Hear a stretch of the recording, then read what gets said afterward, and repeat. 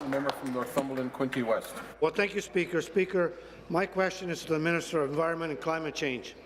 Today is World Water Day, a day that recognizes the importance of protecting our most vital resources. In Ontario, we're lucky. Our province touches 4 of the 5 Great Lakes, and in my riding in Northumberland, Quinte West, 7 of the 8 municipalities border the shores of Lake Ontario.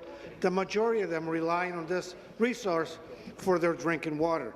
We know that protecting this precious natural resource is an essential part of helping Ontario families and communities thrive, and we can do it alone, Speaker. That's why the province is investing $1.5 million in grants for projects that allow communities to participate in protecting, restoring Great Lakes through the Great Lakes Guardian Community Fund. Through this fund, we're enabling greater communities' participation in protecting the local watershed. Mr. Speaker, can the minister please explain to the House how the Great Lake Guardian Community Fund encourages Ontario to protect and restore this important natural resource? Thank you. Minister of the Environment and Climate Change. Well, thank you, Speaker, and I'd like to thank the member from Northumberland, Quinte West, for that very important question as we celebrate World Water Day today. And I would start off by toasting you with a glass of tasty Toronto water, Speaker. I'm delighted to take this opportunity to talk about the importance of protecting water here in Ontario. We know that it is a valuable resource, Speaker, and that's why we're helping communities take action to protect their local watersheds. Speaker, since 2007, Ontario has invested more than $170 million into 1,420 local Great Lake protection projects that have reduced harmful pollutants, restored some of the most contaminated areas, engaged hundreds of partners and community groups to protect and restore the health of the Great Lakes. This improves, Speaker, one project that I'm particularly fond of, the Girls Can Too program in Caledon that empowers girls to learn about environmental and skilled trade sector.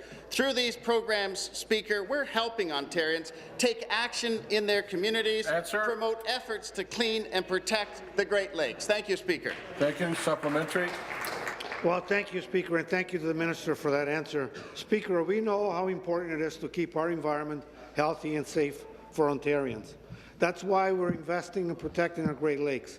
Speaker, through the Great Lakes Guardian Fund, over 37,000 volunteers have planted more than 285,000 trees and shrubs, released over 800,000 fish, built and enhanced 760 trails, and collected more than 2,800 bags of garbage. Speaker, can the minister please explain to the House how this government is further strengthening our water protection in this province? Thank you. Minister.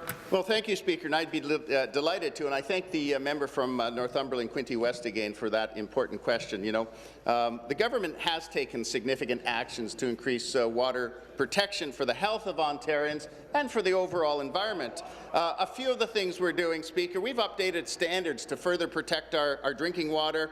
We're taking action to reduce algae blooms in Lake Erie.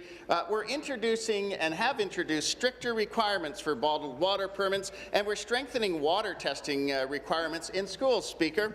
Our government takes our job to protect the environment very seriously, Speaker, but what is shocking to me is that the PCs have walked away entirely from any credible plan to protect the environment. You know, just yesterday, Speaker, a member from Nepean Carleton couldn't answer a single question yesterday, Speaker, about how they would protect the environment if they were elected. Meanwhile, we've taken serious steps to protect both the water and the overall environment, Speaker. New question, the member from Thornhill.